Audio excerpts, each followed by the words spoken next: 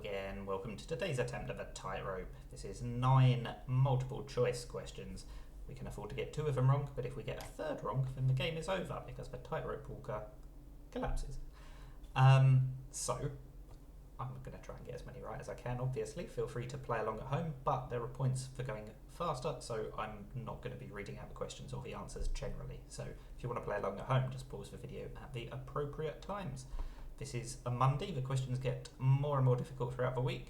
You can see today, they're the easiest they're ever going to get. So let's see if it turns out that way. There's usually some American-centric clues I've got no idea about. Era's tour was Taylor Swift. I do know about that.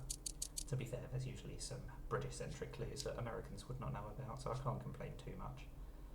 That's got to be De Niro. I was going to say Al Pacino, so I'm glad he wasn't one of the options.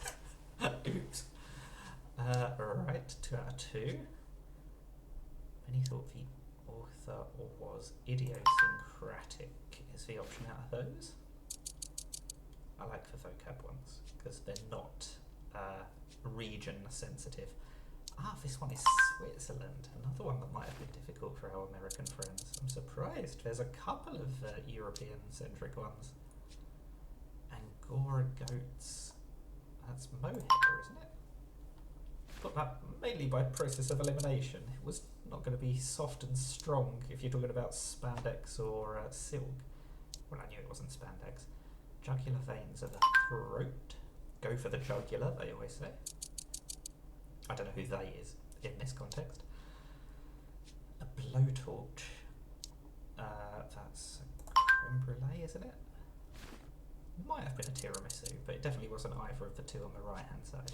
I've never made a creme brulee or a tiramisu. I don't really like them. Ready for the close-up. Norma Desmond. I've got no idea. I didn't think it was any of the others. But I did not know anything about Sunset Boulevard. That was just process of elimination as well. Wow.